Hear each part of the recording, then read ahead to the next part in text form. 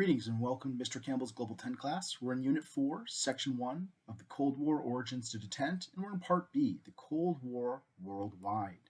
Our self-test questions: how did the rivalry between the United States and the Soviet Union involve other nations and regions around the world? Choose two such examples and explain them in depth, specifically focusing on cause and effects.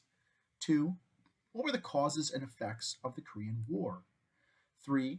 How has nuclear power threatened world peace? And 4. What is detent? Describe these policies' historical circumstances and its effects. Enduring issue-wise here, you obviously have conflict between the ideologies of the United States and the Soviet Union. You have beliefs, United States in capitalism and theoretically democracy, the Soviet Union in allied totalitarian regimes and in the theory of Marxist communism. You have conflicts and their effects on people. You have technology in here, specifically nuclear technology.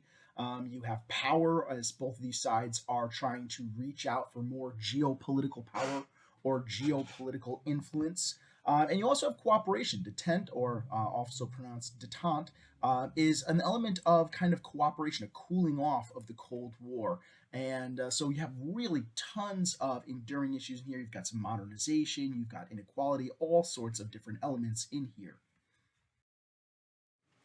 So the Cold War spreads. The 1940s and the 1950s saw a variety of communist revolutions around the world.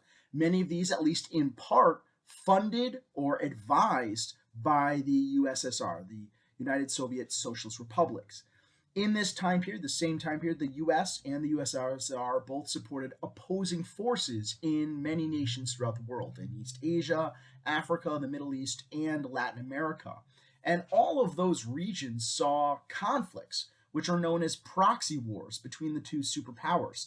The US would fund and arm one side in a conflict, and the Soviet Union would fund and arm another side in the conflict. No fighting was actually going on between United States soldiers and soldiers of the Soviet Union, but there were advisors on the ground, and certainly the US became embroiled in conflicts in Vietnam and Cambodia. It is during this time period that many began to characterize the world as divided into three different spheres of influence, if you will. There was the first world, the United States and our Western allies, here in green. So you have North America, Canada, etc. And then you have most of Western Europe, as well as our ally Turkey. The second world, Soviet Russia and other communist nations, most notably just Soviet Russia and their other satellite states, as well as communist China and North Korea. And the third world. Now, we don't use this term third world really anymore. It's the Middle East, Africa, Central and South America, India, and Southeast Asia. Today we call them like the developing world or developing nations. Third world is, well, it's kind of incorrect, racist, really whatever you want to call it. It's not politically correct. Could you use it in your writing? Yes, you could, because it is time significant and it's time sensitive to this time period, to really the viewpoint of both sides of this main Cold War conflict. So some of these nations in the quote-unquote third world didn't really want to pick a specific side in the Cold War. And these were known as the non-aligned nations. And their poster child really was India. India was the guiding light of this non-aligned nation movement, whose leaders specifically chose to become non-aligned, neither aligned and specifically in the camp of the United States and the Western powers, nor were they specifically aligned to the Soviet Union. They would deal and trade and communicate with both sides in the Cold War. And this idea, which you could say it's an idea, was pioneered by Jawaharlal Nehru. He was the Prime Minister of India after India wins its freedom from British control. We'll get into that more in Unit 5.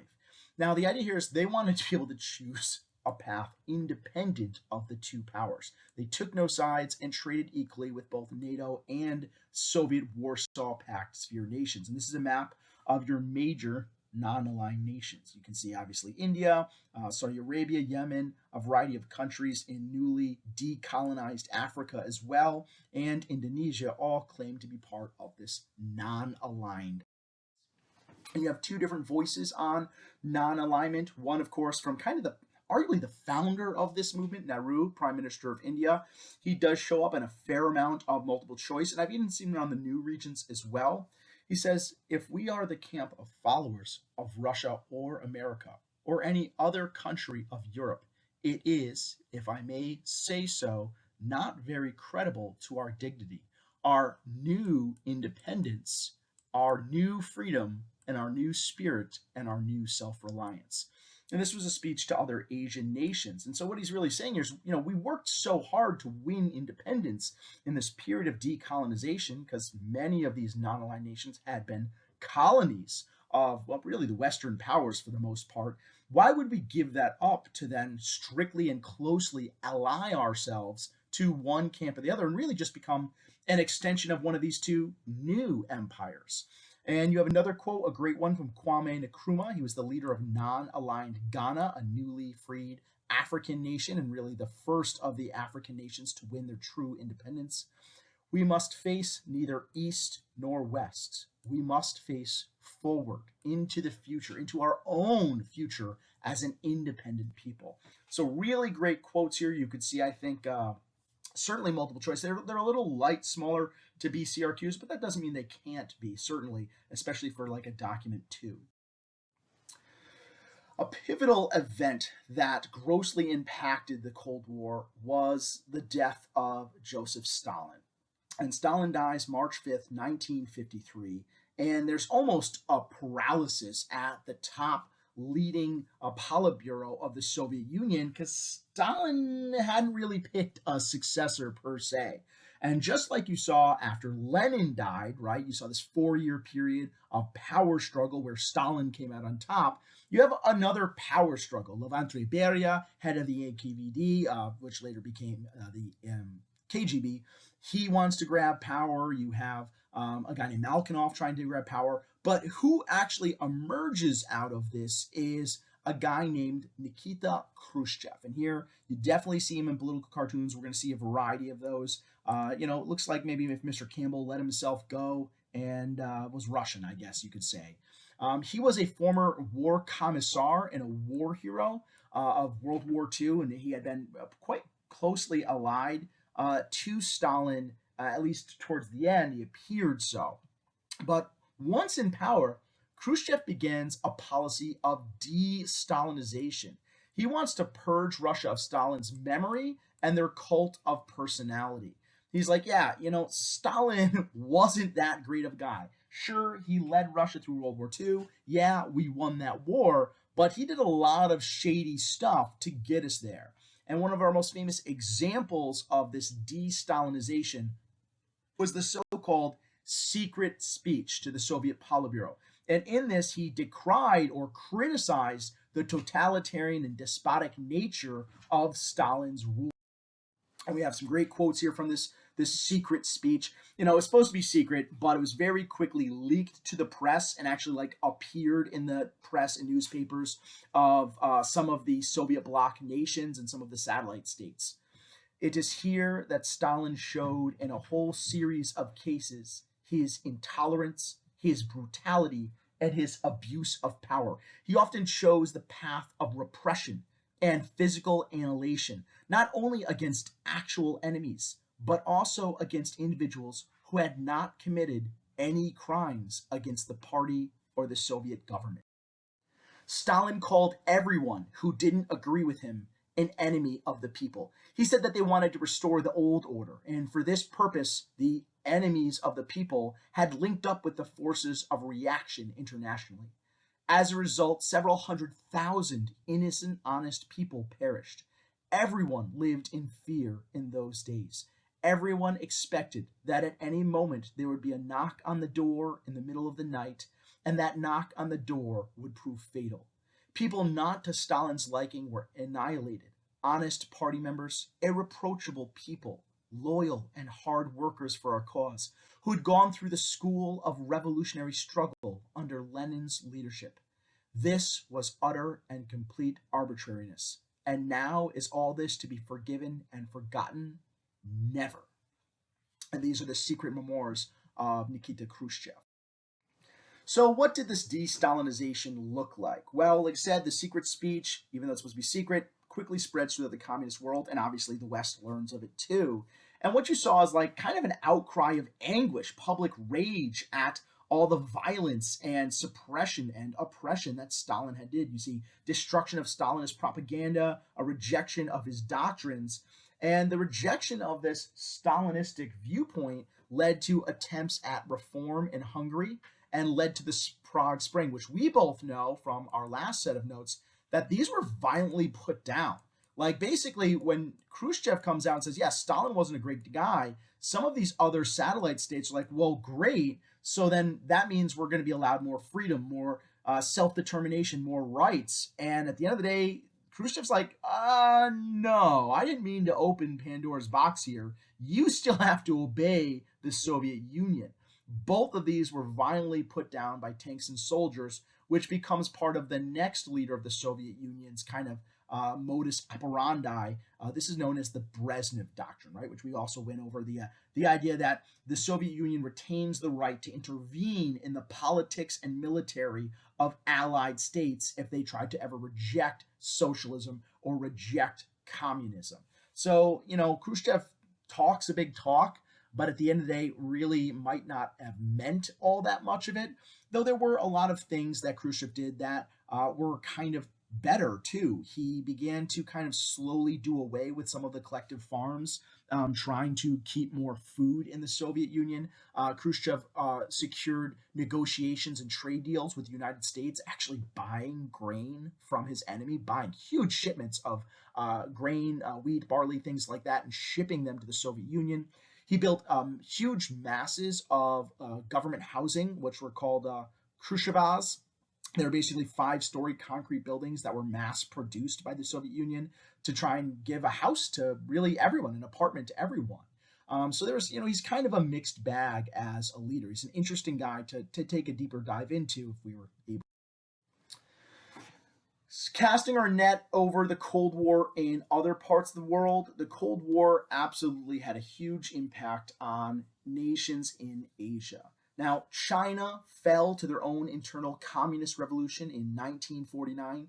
We will take a deeper dive in that as the second part of this unit, looking at the Cold War specifically in China.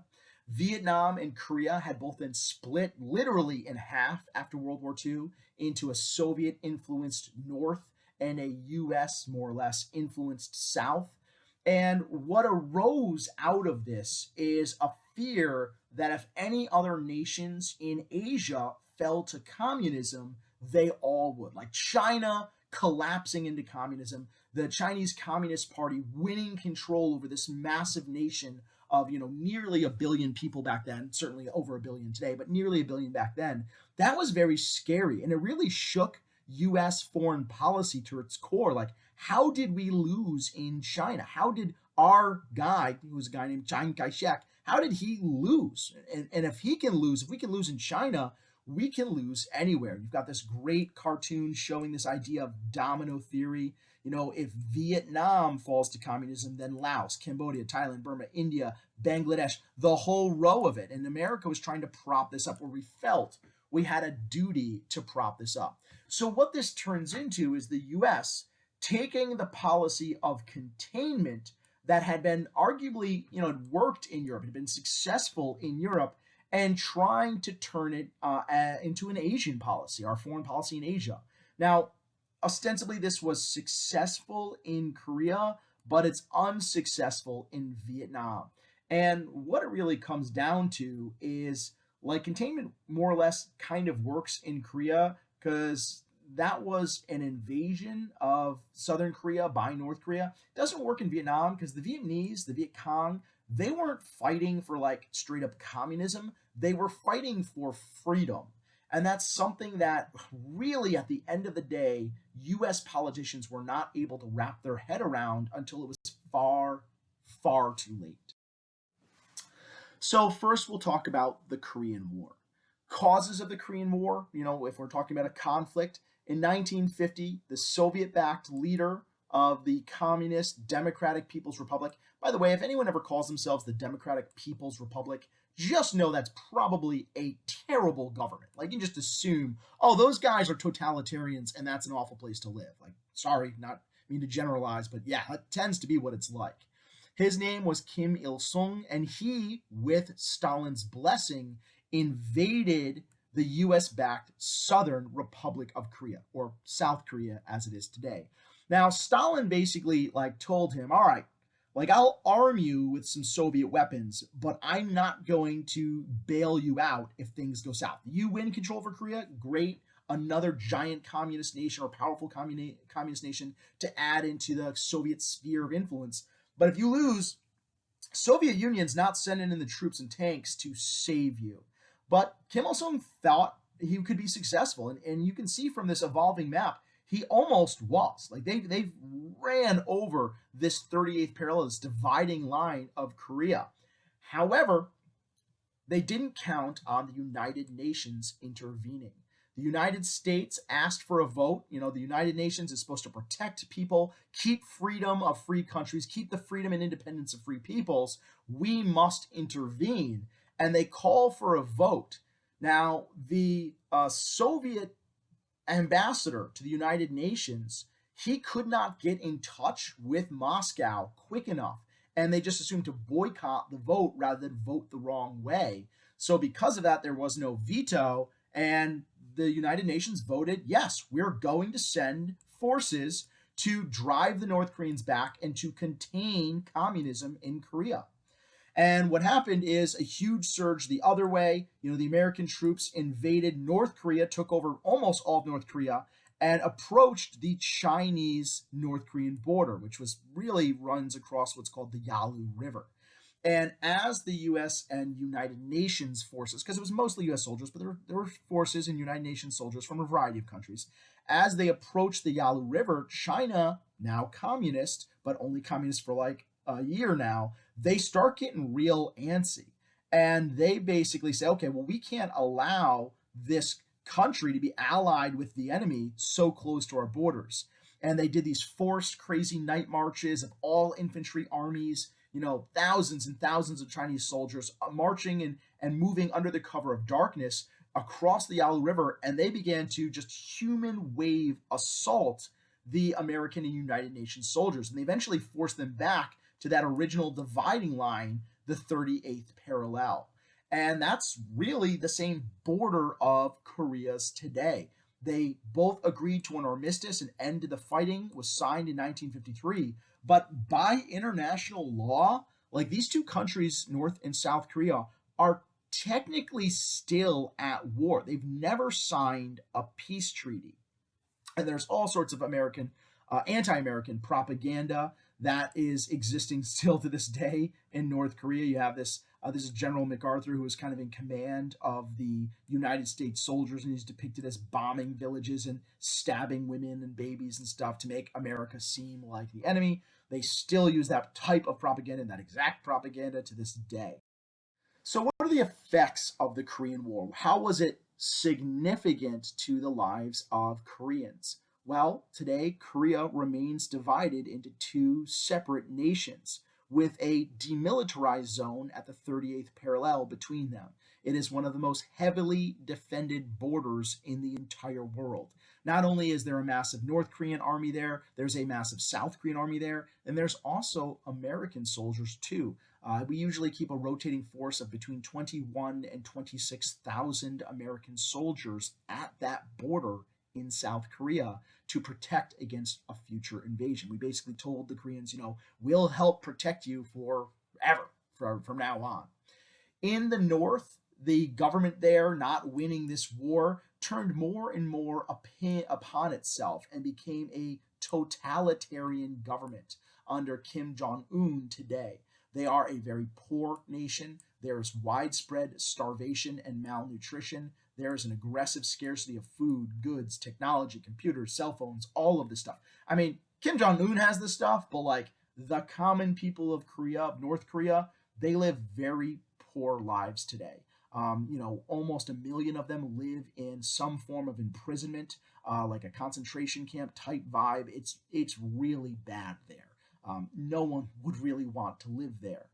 Versus the side that we protected, a democratic and very prosperous Republic of South Korea. They have a democratic republic with a parliamentary style government. They have a thriving economy. It is routinely in the top 10 to 15 economies of the world, doing very well, especially focusing on services and high technology industry. Another effect of this Korean War, because it is a civil war, Koreans versus Koreans, 2 million Korean civilians died and thousands of soldiers died. I mean, when the North Koreans invaded, they set it up kill squads. Before the UN got there, when it looked like all of Korea would be conquered by the North Koreans, they sent out these lists and these kill squads to just murder anyone they thought that would resist North Korean totalitarian communist rule. So this war was brutal on civilians. And bombing campaigns in the north, the United Nations forces bombed, huge elements in cities and industry in the north. Just a really violent war. Other effects of the Korean War: America today is allied with South Korea and keeps, like I said, several thousand American soldiers there at any given time. And a big one, tensions remain in the region. They've never signed a peace treaty. North Korea now has nuclear weapons. They threaten to destroy South Korea. They threaten to destroy Japan. They threaten to destroy America all the time.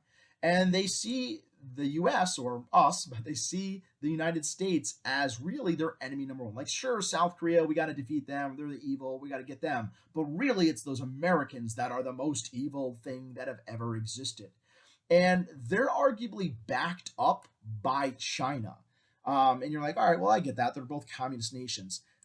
The reality of this is actually a little bit like crazier and trickier. So one of the reasons why China backs North Korea is that obviously if the Koreas were united under South Korea's control, that would put a US ally right on the border of China. They don't want that. Two, if the government of North Korea ever collapsed, like they had a revolution or just utterly collapsed in on itself, living conditions are so horrible in North Korea, there would undoubtedly be a massive refugee crisis, as tons and tons of North Koreans would leave this terrible, awful country to live in. And I'm sure some of them would go to South Korea, but China's fear is that many of them would flee into China, because arguably when North Koreans try to escape, it is easier per se to escape through China and like become an illegal immigrant worker somewhere in China and then try to make your way to South Korea or just try and live in China than it is to actually cross the DMZ. There's landmines, machine guns, soldiers. It's pretty intense to cross that. Another effect: North Korea, isolated from the rest of the world, has experienced economic stagnation. So that's uneven economic development. I mean, these two countries exist on the same peninsula. They have, arguably access to the same resources, and yet South Korea is doing great. North Korea is doing very poorly. And then a sixth effect is this: North Korean government is totalitarian and repressive.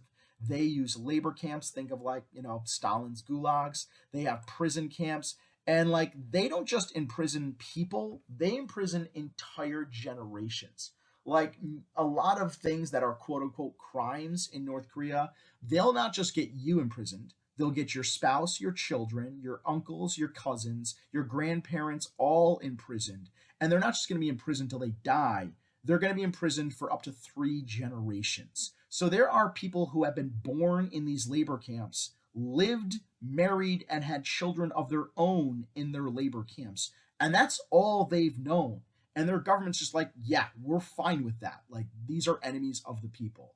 So yeah, North Korea, super bad. The Vietnam War. Obviously, the Vietnam War is a wicked, sticky situation.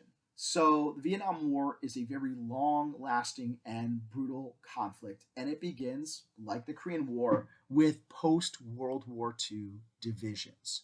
Vietnam, which had been in a French colony and then invaded by the Japanese, so originally French colony, French Indochina, then invaded by the Japanese during World War II, and then they, get their freedom after World War II per se. They were divided. There was a North Vietnam that was communist, and the French colony, and the French basically wanted their colony back. And then finally, the final form of South Vietnam was a U.S. allied South Vietnam.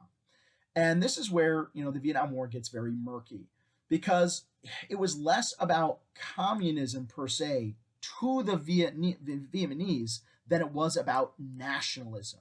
So the Vietnamese people, especially in the north, are united behind this Vietnamese nationalist named Ho Chi Minh. Not his real name, by the way. It was kind of a name he adopted. He had many different names throughout his lifetime. And his deal is like, sure, communism, I believe in it. He was a Marxist. But his real ideal is, I want independence and freedom for the Vietnamese people. I do not want to be a colony anymore. I do not want to be under French control anymore. And so he rallies North Vietnam to fight against France because they tried to basically take colonial control again. And they defeat France in 1954 at the Siege of Dien Bien Phu, which is kind of like the last holdout of the French army, and using guerrilla warfare and the support of the peasantry. I mean, they're nationalists. They have the support of a great majority of the Vietnamese people. They drive out the French, okay? And they, sit down in Paris and they start trying to hammer out a peace treaty. What is going to become of Vietnam anymore?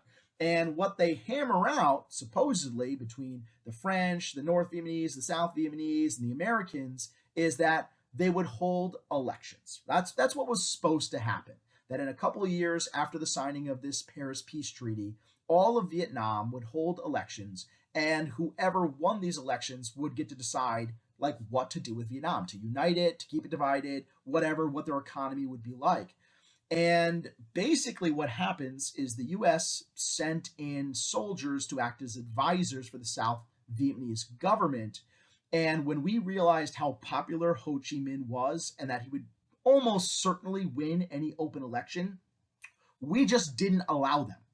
And instead, we created or helped create this government of South Vietnamese, which did have Vietnamese people at its head. But the CIA was involved in coups against some of them. He's like, oh, this guy's not really working out. Let's get someone else in charge. There was widespread corruption in the South Vietnamese army. The South Vietnamese army religiously persecuted Buddhists, which is a large population, which is a majority religion in Vietnam, because the leaders were Catholics. I mean, it was just a mess. So why does the U.S. get involved? We get involved because of containment. This is that idea of the domino theory. We were afraid that if all of Vietnam swing over to communism, then Laos, Cambodia, Malaysia, Thailand, all these other Southeast Asian nations would have their own communist revolutions, and all of Asia would be communist. And we were afraid of this because, well, China turned communist, and because there were communist parties in all these other countries. Eventually, the U.S. sent over 500,000 soldiers. We also illegally invaded Cambodia.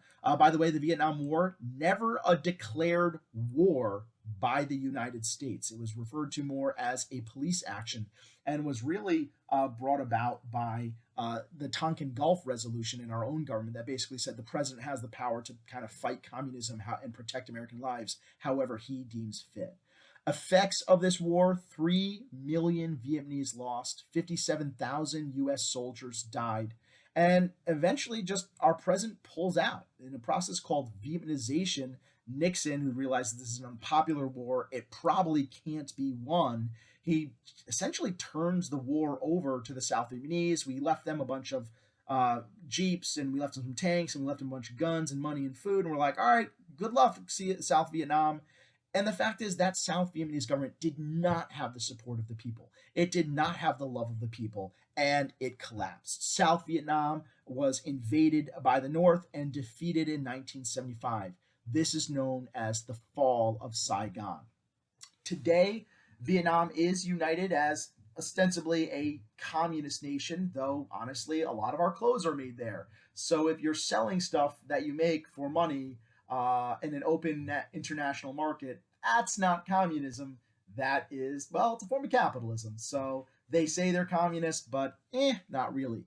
It is a totalitarian government. You know, you don't have a ton of Vietnamese people from Vietnam itself um, kind of going out into the world today. You do have a large amount of Vietnamese people in America and in other countries. Many of those people you might meet in America today, they fled Vietnam after the fall or during the fall of Saigon. Like, there's pretty amazing pictures out there. We tried to evacuate a lot of them because they'd been allied to us, and they were afraid, rightly so, that when the communists took over, they would make lists of people who had sided with the U.S. and they would kill them, which they did. And so, like, there's famous pictures of American aircraft carriers pushing helicopters off the side of the aircraft carrier so they can bring in more people and bring in more refugees. And so there are settled Vietnamese populations all across America. So that's kind of an interesting concept, this cultural diffusion that comes out because of this. What about Japan? Well, Japan, we know, was occupied by the United States after World War II, and we spent a lot of money rebuilding the Japanese economy.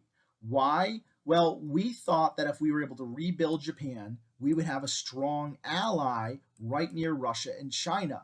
We also stationed military bases in Okinawa. We have naval bases there. We have Air Force bases there with long range bombers. We have an aircraft carrier group kind of always hanging around here, just like, all right, let's make sure things are okay and that we can protect our interests in Asia. And our goal, again, was to use these bases to contain the spread of communism.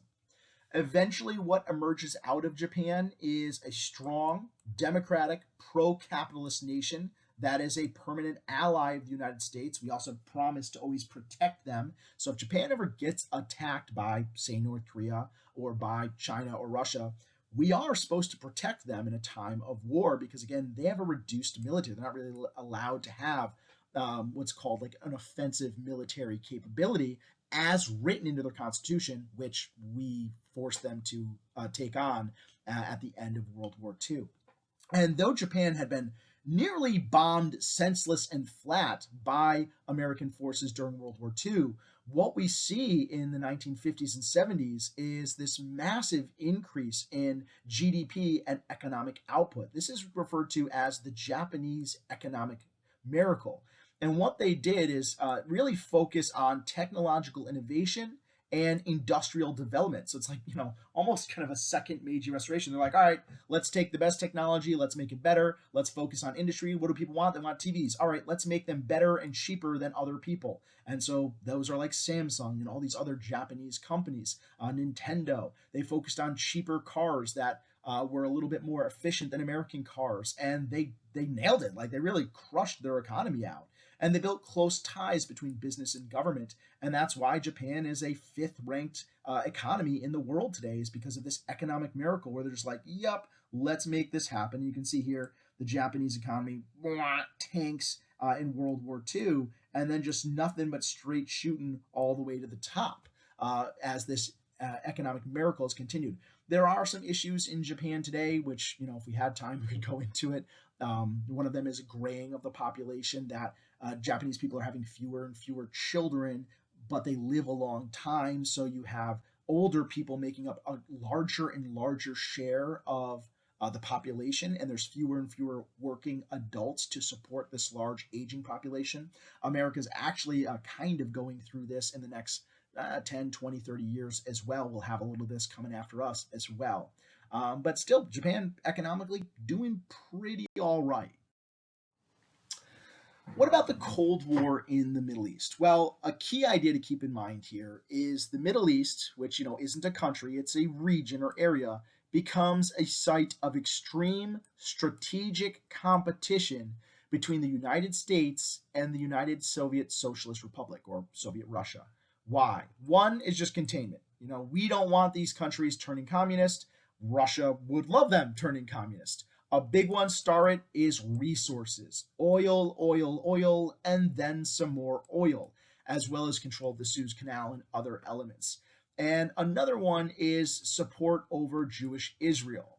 Okay, so our support for the creation of Jewish Israel, this new country that we ostensibly kind of voted for the creation of in the United Nations, that made us viewed as an enemy nation of many Arab nations who did not want Israel to exist, who felt that the rights of Palestinian Arabs would be crushed by this, which maybe they have been. That's an argument for another day.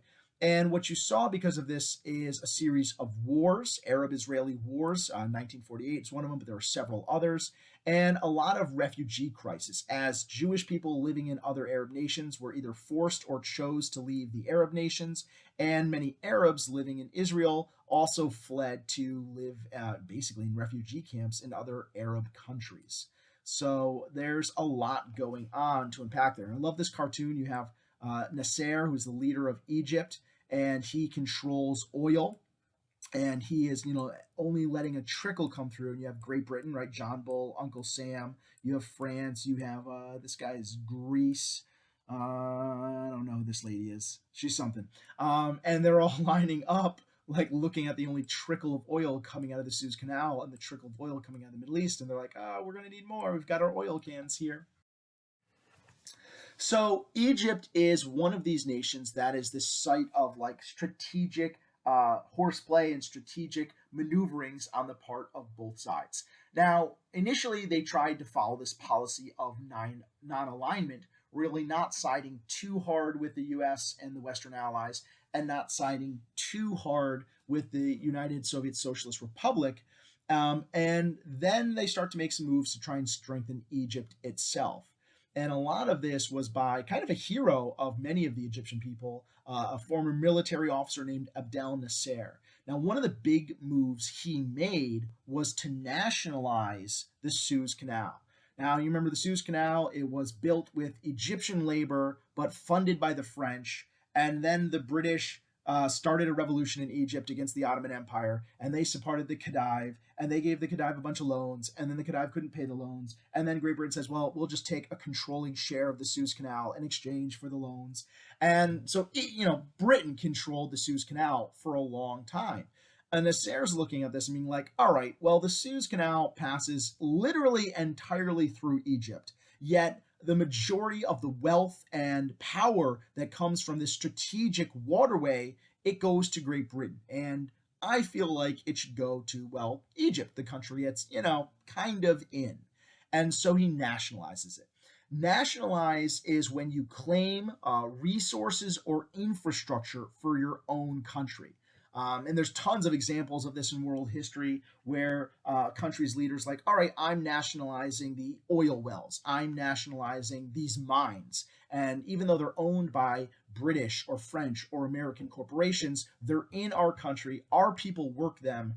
They're ours now. So 1956, he does this. He says, yep, the Suez Canal is blocked. No one goes through without Egyptians say so. We're in charge of this situation. And Great Britain's like, oh, no, you didn't. And they form an alliance with France and Israel, and they invade. This is known as the Suez Canal Crisis or the Suez Canal War. And it's Great Britain, France, and Israel all invading Egypt. Their goal was to claim control of the Suez Canal and to basically assassinate Nasser. And they were successful in claiming control over the canal. They did, control most of the elements of the canal within a very quick order, but they could not find Nasser. And this war becomes very unpopular. And most importantly, you'll see who's not in this alliance is the United States. We're kind of like, this doesn't seem very cool of you to like invade an independent country to like take their infrastructure and their resources. We were kind of afraid as a country that supporting this would give greater claim to the Soviet Union's domination of Eastern European satellite states. So essentially, we pressured Great Britain, France, and Israel to retreat, to pack up and leave.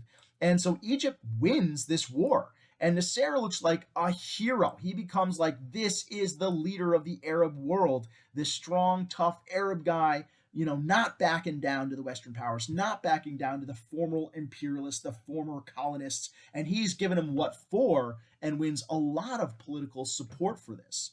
The Soviet Union sees this as a great opportunity to support Nasser, and the fact that Western powers invaded Egypt makes Nasser more likely to ally with them.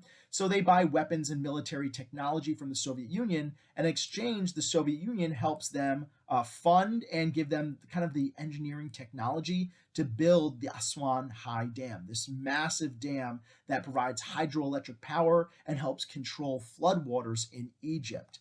So that's obviously an example of interaction with the environment.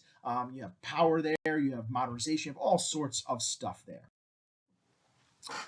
Other countries that fell into this Cold War battleground in the Middle East include Iran and Iraq. So, in Iran, which is a very oil rich nation, which the dominant religion is Shia Islam, so it's that minority form of Islam, they have elections, and the power that wins democratically in an open election was basically like a socialist. And he had the goal to nationalize huge elements of the oil.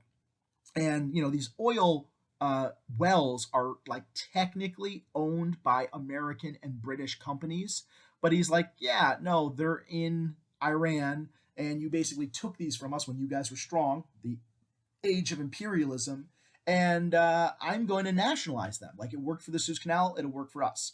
The United States is super not happy with this because, well, shocker, we got a lot of oil for very good prices from Iran. So the US supported a coup d'etat, right? This rapid takeover of a government by a small group of people.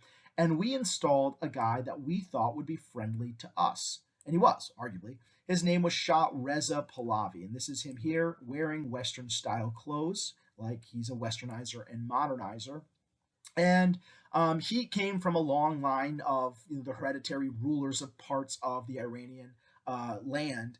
And he's going to modernize and westernize Iran, right? He's wearing Western style clothes. He tries to implement universities. He tries to do this and that to try to bring Iran out of what he saw as like the backwardness of old traditional Islamic concepts and bring them into the modern world. But he also does a lot of sketchy things like using secret police to oppress people. He passed a lot of laws very quickly that tried to reduce the power of religion. And a lot of Iranians were very devout Muslims. And they're like, this is too much too fast. We're not a big fan of this. And that cause effect led to the 1979 Iranian Revolution, in which these very traditional, very fundamental Shia Muslim clerics known as the Ayatollahs came into power. One of the most famous of them was Ayatollah Khomeini, who had been exiled by the Shah's government. But then as these popular uprisings against the Shah occur across Iran, he comes back into there and leads this revolution. And he returns Iran to a very strict Sharia law and fundamentalist Shia Muslim rule, which they still have to this day. I mean, there are elections in Iran, but like it's not the same thing. Basically, anyone that wants to run for president has to be allowed to do so by the powerful, what are they called, the supreme leader, basically the Ayatollahs today, these Muslim clerics. So you can't really vote for anyone. Not everyone can run for president. And there's even rumors that like a couple of the presidential elections, like the president the Ayatollahs wanted didn't win, and they're like, he still won. And then there are also wars between Iran and their neighbor Iraq. And the USSR backed Iraq, selling them tanks, specifically the T-34, which was like this huge tank. And Iraq built like one of the largest armies the world had ever seen. I think it was at the height of its powers, the fifth largest army in terms of sheer numbers of soldiers and tanks on the ground. And these guys fought brutal wars.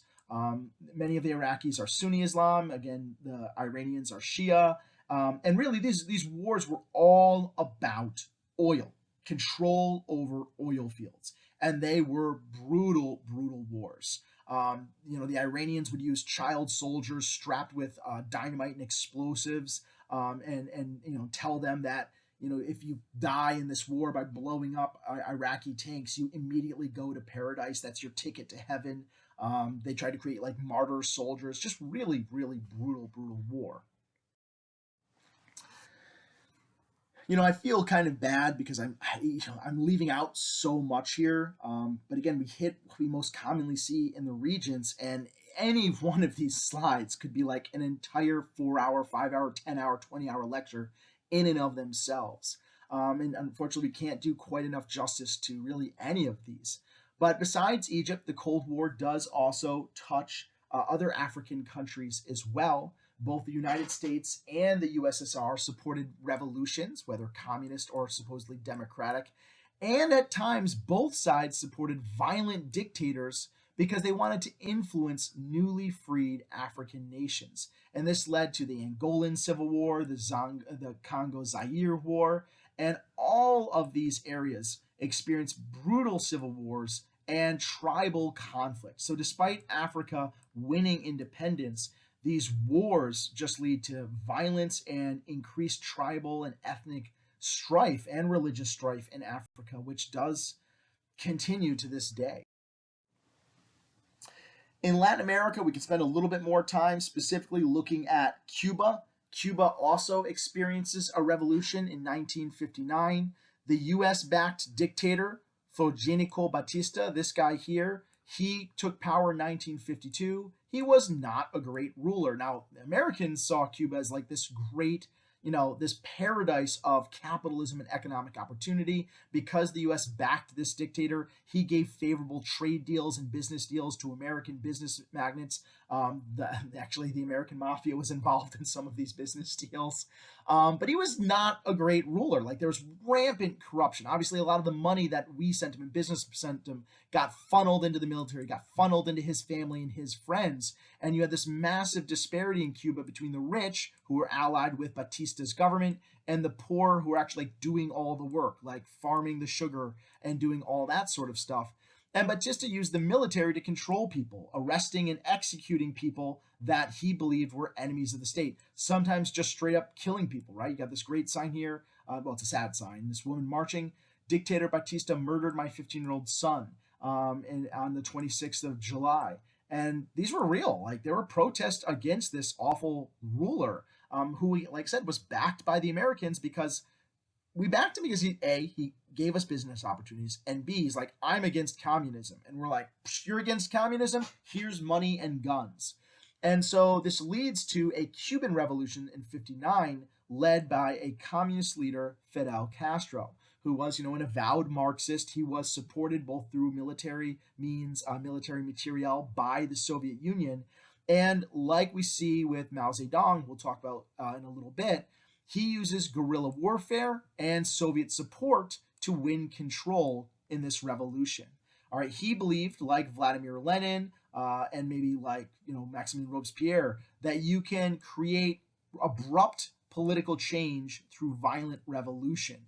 And he also won because he had the support of the peasants. Like, Batista's like, vote for me because I have guns.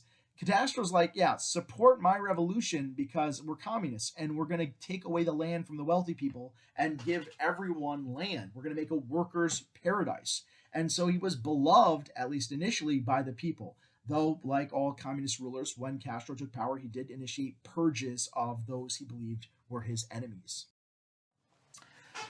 Which, the Cuban Revolution leads us directly to the Bay of Pigs crisis and this nuclear missile crisis. Okay, so the U.S. did not want Fidel Castro in power. We saw the fact that Cuba is only 50 miles away from the American coastline as just danger, danger, Will Robinson. That we cannot have a communist nation essentially right at our borders. So the U.S., specifically orchestrated by the CIA, tried to organize a Cuban army, people who were refugees who had fled Castro's revolution and had fled, many of them, to Florida. And we said, okay, let's train these guys and we'll arm them and we're going to train them to invade Cuba, assassinate Castro, and bingo bango, we'll make Cuba not communist anymore. And this was known as the Bay of Pigs invasion. And it was an epic fail. It did not go well. Essentially, we sent these guys in to try to win this war. Castro knew they were coming, and we did not give them any air support or artillery support from like our battleships and stuff like that. And so Castro was just waiting there with machine guns, and he essentially mowed most of this Cubanista army apart, and he was still in power. But now he's like, all right, well, the Americans came for me once. What's to stop them from just doing this again, or the next time having air support or something like that? So Castro seeks greater security from the Soviet Union. He's like, all right, what can we do to like protect Cuba? And he builds closer and closer military and political ties with Russia. And then he basically signs an agreement that would allow the USSR to build medium range nuclear missile silos in Cuba, only 50 miles away from the United States. And this really sets off alarm bells in America. This leads to the Cuban Missile Crisis of 1962. Our spy planes, those U-2 spy planes, super fast, super high flying, we through through plane imagery, the planes fly over, they take pictures, we discover the construction of nuclear missile sites in communist Cuba. And we're like, whoa, they are building like, really fast rocket sites 50 miles away from the US. They are going to, for the first time ever, be able to send nukes into America, and we really won't have enough time to react. This would have been a game changer for the world, for the Cold War. Because the whole idea of the Cold War was, again, right, MAD, mutually assured destruction. If the Soviets launched missiles, we'd have enough time to launch our own. Both sides would die, the world would end, it would not be pretty. But with these high-powered nuclear missiles only 50 miles away from the American coast, they would be able to hit like Washington, D.C. and essentially wipe out the eastern seaboard, wipe out a large portion of our nuclear missiles and bombers and Air Force and Navy bases and Army bases, and we really wouldn't have time to react. Our president, President Kennedy, ordered a blockade of all traffic to and from Cuba. The American military goes out there. We've got ships everywhere in the Atlantic Ocean. We are patrolling like crazy. And for this brief moment, the entire world seemed on the verge of World War III. You have to remember, I mean, it worked out for us, but this blockade of a free country, Cuba, that's technically illegal by international law. And so these Russian ships carrying pieces for the missile sites, carrying pieces of the missiles themselves, traveling over international waters to Cuba, you're not supposed to be able to block them. That is a restriction of freedom of the seas. The same thing that brought America into World War I and World War II to a degree. And it's a standoff. If we fire, if these Russian ships don't stop at the blockade line and we fire on them, America has just started World War III. And the Soviet Union might react by launching nuclear weapons, which means we would launch nuclear weapons, which means the entire world would die as we know it. But at the last minute, secret negotiations are done, and Nikita Khrushchev, here depicted in this political cartoon, he orders the removal of the missiles. So here he is as a dentist. This hurts me more than it hurts you, and he's pulling the missiles out of Castro's teeth. He's in effect de-teething Castro, taking the teeth out of this animal. And I don't mean Castro's an animal, I mean taking the teeth out of a dog, can't bite you, can't hurt you. And so this is viewed as a U.S. victory. Just as the Vietnam War was kind of a U.S. defeat, this was a U.S. victory. The Soviets and Khrushchev look weak, America looks strong. Now, we actually did give up some things. We were about to build missile sites in Turkey, really close to Russia. We hadn't started construction yet, and we agreed that we wouldn't build those missile sites. So we gave something up too, but most people didn't know that. So this seemed like Kennedy's a genius. America, go America, hashtag America. It seemed like a really big win for us. The more interesting things of this Cold War, and as it continues and drags out, at least interesting to me, is the Sino-Soviet split. Now, you might remember Sino is a word that means Chinese, right? The Sino-Japanese War. And so you think both these countries are communist, they would totally be aligned on all things. So here's the deal. After Stalin dies in 1953, Mao Zedong, who is the leader of communist China, the leader of the People's Republic of China, he kind of assumed as like now the longest lasting head of a communist nation, the longest serving member of like the communist cause, that the world of communism would look to him for guidance. That he would essentially, he doesn't get to take over communist Russia, but he's like, all right, now Moscow will listen to my theories. Now Moscow will listen to my ideas, and I'm kind of the head, the patriarch of worldwide communism. And Khrushchev was like, yeah, no, we're going to do our own Russian thing. And then Khrushchev starts his de-Stalinization. That secret speech goes out. And Mao is really, really offended. He actually sees in this de-Stalinization speech attacks on his policies because, shockingly, he also killed people and purged people and collectivized agriculture and collectivized industry. And he did a lot of the same moves that Stalin did. He just didn't have as good of a system for like executing people, but they still killed a lot of people. And so he says, well, if they can attack Stalin, what's to stop people from attacking me? So he accuses Khrushchev and the Russians of what's called revisionment, or it's got tons of different names: capitalist backtracking, capitalist backsliding, capitalist revisionment. It's essentially wrong communist belief that your ideas are wrong, they're not truly communist, so you're not a real communist. And this leads to a very aggressive breakdown of relations between communist China and communist Russia. And this is known as the Sino-Soviet split. The Regents has used a ton of political cartoons on this. So we have here Mao Zedong and Khrushchev. They are battling, as it were, using the symbols of communism, the sickle and hammer. They're battling for like world leadership.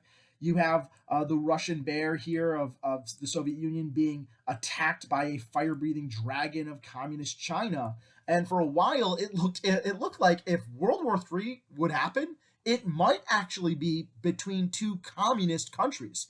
There was a period in time where communist China and communist Russia had more soldiers aimed at each other, more troops and tanks pointed at each other than either of them did pointed at, the West or America, their, arguable. As part of this Soviet split, Khrushchev refused to give nuclear weapons or technology to China. Now, this had been promised to the Chinese as fellow communists. We're going to arm you with nuclear weapons so you too can protect yourselves from the aggressiveness of the West. But Khrushchev basically says, like, Mao's kind of a wacko. I don't think these guys should have nukes. I don't want them to have that power. And so he says, no, you don't get them. And then he removes all Soviet technical advisors. Now, this is something that the Soviet Union did in a lot of countries that had a communist revolution. They would send in Soviet engineers and scientists and experts to help these countries like modernize, to help build up their technology, their industry, and whatever they needed. And so he orders all of the Soviet Russian advisors out of China.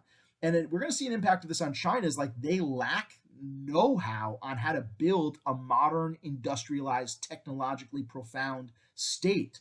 Both nations stationed huge numbers of troops, and there was a lot of tension. No real fighting. The actual only real battle occurred. It was a fist fight between a bunch of Russian soldiers and Chinese soldiers on an icy lake because they were both like, this is our land. No, it's not. It's our land. They got into a fist fight.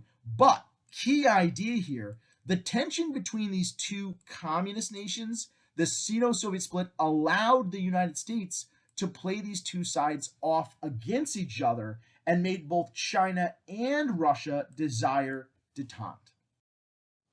So detente, detente, detinto, however you want to pronounce it. Detente is a policy and period of lowered Cold War tension. And arguably it's begun by our president, Richard Nixon. It's part of his and his Secretary of State's concept of what's known as realpolitik. We talked about that with Bismarck, right? The politics of reality. Like, sure, we're capitalist and democratic, and sure, you're totalitarian and communist. We should be enemies, but like, you got your country, I got our country, you got your trading partners, I got my trading partners. Like, the world is big enough for both of us to live. You just do your thing, and we'll just do our thing. And we'll we'll saber rattle every once in a while, but like, it's fine. Let's just be chill. Let's chill out a little bit. And so Nixon plays China and Russia off against each other while also opening American diplomatic relations with both. Nixon becomes the first president ever to visit communist China in 1972 and to visit the Soviet Union in 1972. So he's wheeling and dealing, talking about trade, talking about this, talking about that, making some big moves, and the world kind of breathes a sigh of relief. It's this interesting idea that, here's the globe, you've got the war to end all war, you have World War II, and then this is the war that could end mankind. Because of detent, it looked like that war, it might never happen, because now the sides were kind of getting along. Like, still, like, people in America are like, I hate communists, but like at the end of the day, the politicians were like, all right, like, we can just do our own. One of the examples of detent was the SALT talks. SALT is an acronym meaning Strategic Arms Limitations Treaty. Strategic arms is a super fancy way of saying nuclear weapons and the ways to deliver them. So they're nuclear warheads, intercontinental ballistic missiles, missiles that can shoot across oceans and continents, long-range bombers, and nuclear submarines. And also, technically warships, but mostly it's submarines. And the SALT talk said, all right, there's enough nukes in both countries to nuke the world several times under. What if we were to limit the types and numbers of nuclear warheads? Wouldn't that be better for world peace? And so you got this great cartoon, The Odd Couple. You got the eagle and the bear pushing along a baby carriage with the dove, the sign of peace, in it. And President Jimmy Carter signed a second round of SALT talks, a further sign that detent was alive and well into the next administration. But then the Soviet Union invaded Afghanistan in 1979. And the US Senate was like, well, they can't do that. Russia's being the same old evil empire they always have been. We refuse to ratify this treaty. And you got to remember, for a treaty to be signed, the president can negotiate it, but the Senate does have to agree to it by a 2/3 majority. So that signals the end, or at least the beginning of the end of detent. Detent's real end comes around with the next president, Ronald Reagan. He absolutely wants to reverse this policy of detent. He actually comes to power in part by saying, like, Jimmy Carter was soft on communism.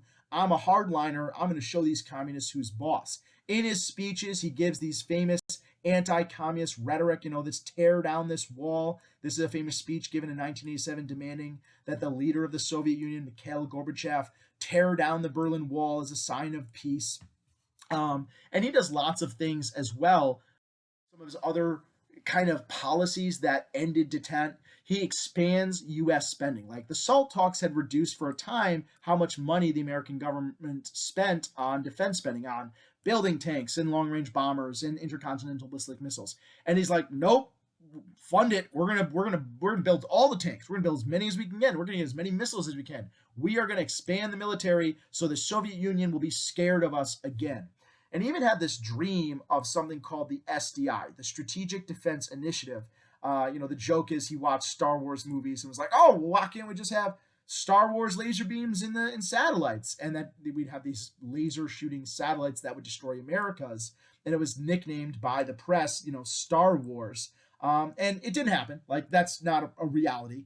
But the funding that he did contribute to this SDI program did start to build what is considered the National Missile Defense Shield we have today, which is using basically fast flying like rockets to destroy missiles. Is it effective? We don't know, because we've never been shot at by a nuclear missile. Maybe. And he also funded a lot of rebels fighting communist-aligned governments. He was a key individual, kind of basically funding these violent anti-communist governments in South America, which unfortunately destabilized the whole region. He also ended a period, led to massive increases in American spending period. He tripled the American national debt. He did a lot of different stuff. Some of it good, sure. Some of it bad, yeah, probably. So summing it all up, the US and the Soviet Union tried to extend influence throughout the world as part of the Cold War and its ideological war. In Asia, this led to the Korean War and the Vietnam War, both of which led to massive casualties and relatively brutal outcomes. The Middle East, Africa, and Latin America also saw revolutions and civil wars due to both US and Soviet influence and backing, financial aid, and arms sales to different rebel groups and governments in these areas.